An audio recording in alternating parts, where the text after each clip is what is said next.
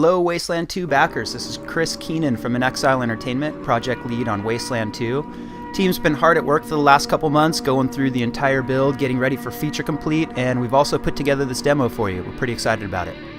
The level we're showing off today is the prison. It's about the 4th or 5th level in the game. The prison used to be the home of the Rangers back in the original Wasteland, and now it's been taken over by the Red Scorpion militia after the Rangers took off. This pre-recorded message is brought to you by RSM Enterprises, Inc. The Arizona Waste is a harsh and unforgiving place. With Desert Ranger patrols few and far between these days, it's no surprise many families are wondering where they can find safety and security. Well, look no further. Happy Valley is the answer to your prayers.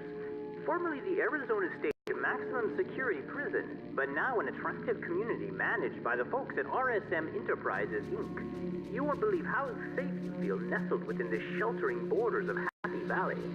With 24-hour K-9 security patrols and our Circle of Wagons street plan, you'll never need to worry about being alone or unprotected again. Now, here's our Commander Danforth, founder of RSM Enterprises, with a personal welcome to all potential Happy Valley homesteaders. Hey folks, don't let those damn Rangers tell you otherwise. Happy Valley is the safest place in the Waste, so get your lot quick before they're gone. You shouldn't say damn. It's a sales pitch. Oh hell, sorry. It's fine. Next time.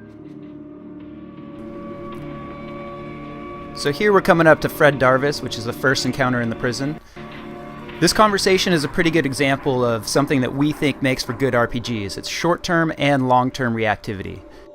We define short-term reactivity as something that'll happen within the next, couple minutes of gameplay or next 5 minutes of gameplay, something that you see right off the bat after you handle a conversation or go through an encounter.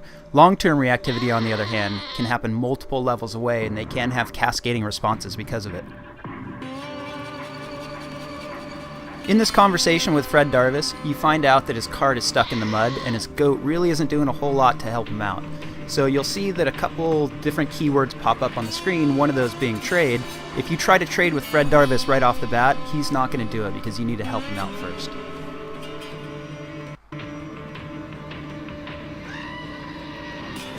So you can see on the bottom of the HUD, below the character portraits, is a Hotkey Bar. The Hotkey Bar has a few different skills on it. You'll notice as we select Brute Force for one of the characters and hover over the object, it shows that it's hard. That uses our relative difficulty skill system. We set this system up as an attempt to reduce the amount of micromanagement. Being that you can have between 4 and 7 players at any one point, we don't want you to have to go into your character sheet every time you want to check a level of any one of your skills. Based on the level of your skill and the level of the object, the % chance of success is different. So by selecting a different character, we go to use Brute Force on it, and we notice that the relative difficulty system says that it's easy. That means you have a much higher % chance. You'll also notice that it took a lot less time to go through it. So once we've helped Fred push his cart out of the ditch, we can go back and talk to him, and there we get the short-term reactivity that he has now turned into a store, so he'll allow us to trade with him. In the future, the long-term reactivity with Fred is that he shows up a couple levels later with a much different set of wares and also a couple bodyguards since he's been harassed a little bit along the way. The economy of Wasteland 2 isn't just built around trading cash for items. We also have people who will trade goods with you as well and barter. As we've said before, radio plays a huge role in Wasteland 2. Here's a short example of the CB radio, which is a local distress call. If you can hear me, please come back. Don't let me die alone. I can't take the pain any longer. Receiving that radio call would add an optional mission to find the source. Please, Elroy. Oh, Elroy. Elroy.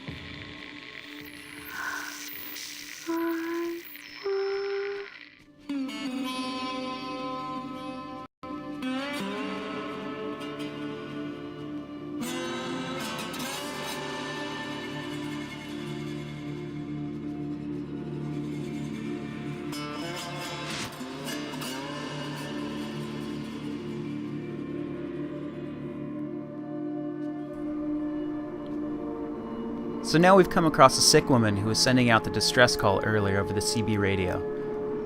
In the Wasteland, there's multiple ways to solve just about anything. So if you had a high level of surgeon right here, you could possibly try to heal her that way. Another option would be to head out into the Wasteland and try and find Elroy. Or a third option would even be to go out and see if you could find the medicine yourself. The final option would be to do as she's asking and put her out of her misery. You'll notice that after we killed her, there was no morality meter that popped up.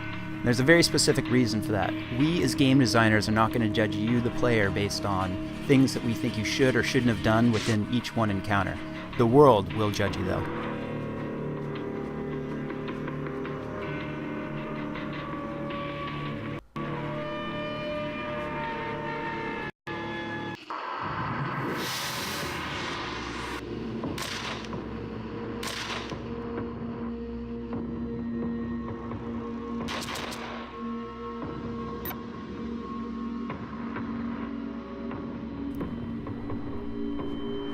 As you look at the bottom of the HUD, you notice that there's 4 portraits and 3 empty slots next to those portraits.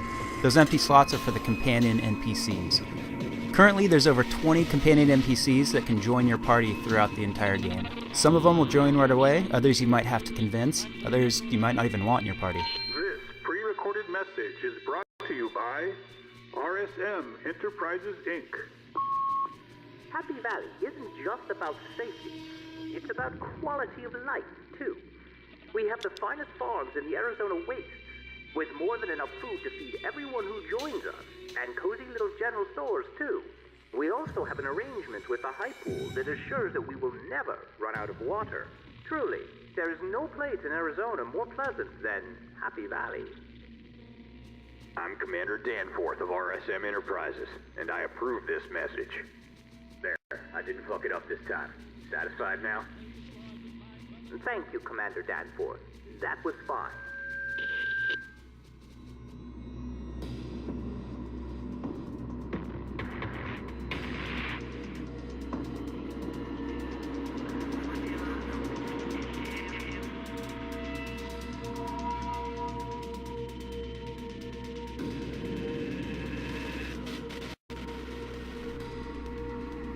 This is a good scene to give you a brief overview of the conversation system. As you talk to different NPCs in the world, you will start to discover different keywords. You'll notice that some of the text is highlighted a different color, and then the keyword pops up below. As you discover different keywords, you can use them, which will then allow the conversations to branch in different ways, possibly open up new pieces of conversation or cut off others. When we showed up on the scene, Assessor von Overbeek was shaking down poor Gladys. When we then ask him, what do you care about our guns, he turns his aggression towards us. So we'll go ahead and say yes and pay him off for the gun tax, and notice that he actually turns around and walks away. Back to the reactivity, had we said no, I can assure you it would have been a different outcome.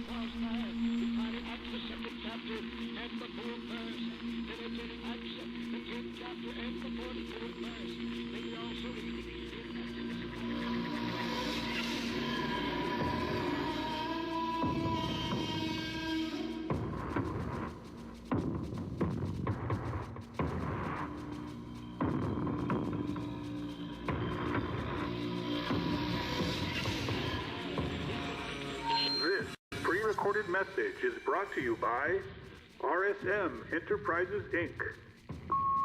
This is Commander Danforth of the Red Scorpion Militia. You're about to trespass on Red Scorpion territory. Turn around immediately. Trespassers will be shot and fed to my dogs. Desert Rangers will be fed to my dogs alive. But if you are instead a potential homesteader or interested in viewing one of our attractive farming lots, please come see us at the RSM Enterprises rental office, securely located just inside the prison. Thank you. If we were actually playing the game from the beginning all the way through, this guy over here on the right is the reason that we would have came to this level. His name is Red, but we're going to go ahead and skip past him and head up towards the hill.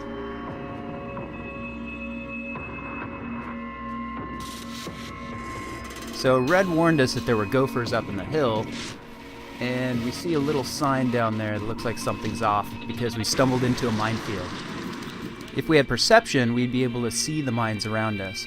But since we don't have perception on this character, we're going to go ahead and switch to Animal Whisperer skill and try and use it on one of the goats.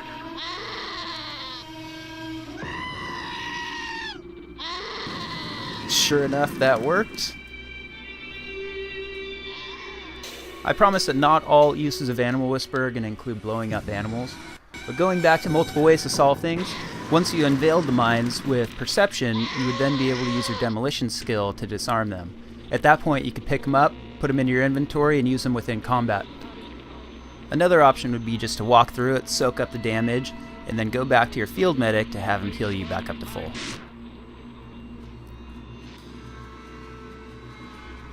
When we started working on Wasteland 2, we made a commitment that we were okay with making content that not everybody's going to be able to see, especially on a first playthrough.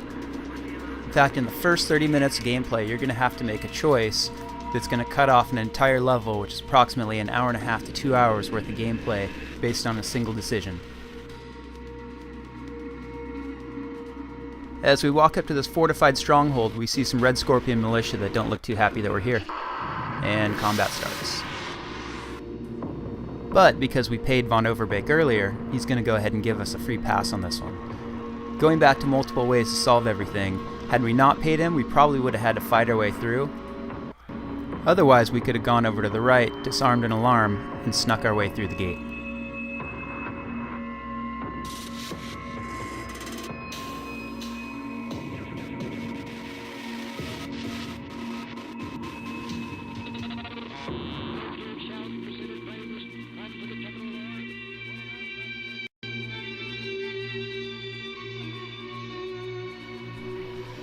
So now we're about to roll up to our first major combat encounter in the demo. Up until now, we've been moving everybody around together, but we'll go ahead and break them apart to get a little bit more of a tactical approach to this combat.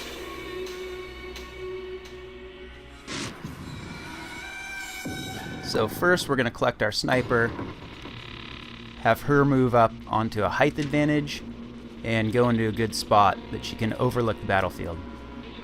When you are in a height advantage in this game, you do get a bonus to your chance to hit, as well as to your evasion. So then we'll grab the SMG character, move him around to the right, through the little side alley, and get prepared to rush in. And the other two guys will move right up to the front gate. At this point, we make a decision how we're going to go ahead and start it. Pick the sniper, and the first target.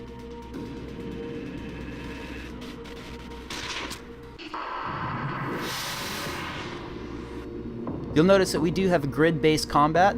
You can either have the grid defaulted on or off as you play. When we talk about combat being tactical and strategic, there are a few design decisions that we made along the way that made this so. One of those was having a cover system, and cover does play a very big role in this game.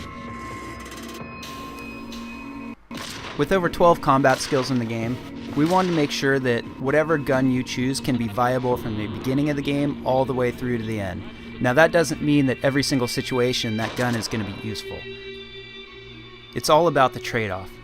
In our game, bullets are extremely scarce, which means that something like a handgun is going to be very efficient using each one of those rounds. If you always walk in with an SMG on full burst, more than likely you're going to lose a lot of rounds to misses because of a lower chance to hit. Higher caliber weapons like assault rifles and sniper rifles are going to use much more expensive rounds, but there comes a trade-off again. Those weapons have a much higher penetration value. Bullets have both a penetration value and an expansion damage value. This comes from the type of bullet that it is. Hollow point bullets are going to have a much lower penetration value but will deal a much higher expansion damage. Armor-piercing rounds or depleted uranium rounds are going to have much higher penetration values. There are many more details and weapon combinations to be found within the Wasteland, but now that you know the basics, we'll go ahead and let combat play out a little bit.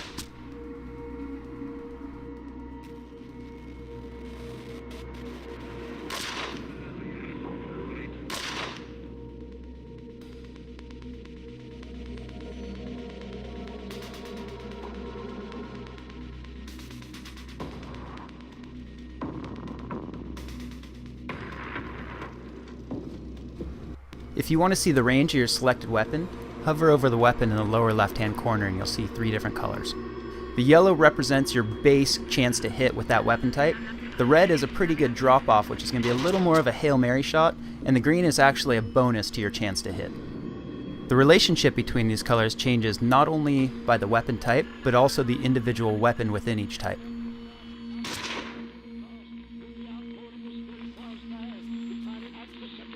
The final 3 enemies coming into combat were called in by the leader. That's one of his AI actions. Something we try to do in this game is make sure that there was enough AI to constantly keep you guys thinking and on your toes. The 2 heavily armored guys that came in with the big machine guns, you'll notice that they won't take cover. They move a lot slower, but they're going to do a bunch of damage quickly. The little unassuming robot is the Disco Bot. He's more of a support type character. He'll try to get to a zone where he can spot as many rangers as possible, paint them with his lasers, which is immediately going to give everybody who fires at those rangers an additional chance to hit bonus. If one of your characters had synth tech, and you could beat the skill check on the robot, you could potentially turn him onto your side, which would make him chase after his guys and give you a bonus.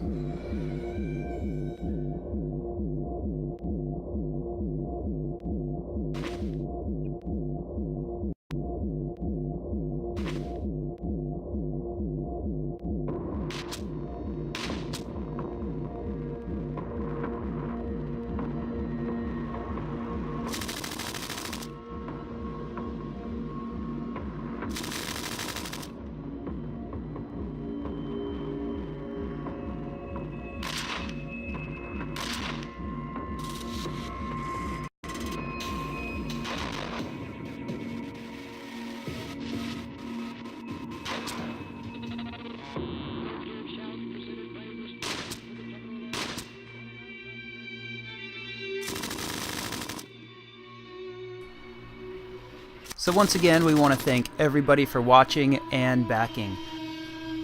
We really hope that you enjoyed this video, and please stay tuned for more updates from the world of Wasteland 2. Oh yeah, you nailed it. Nailed it!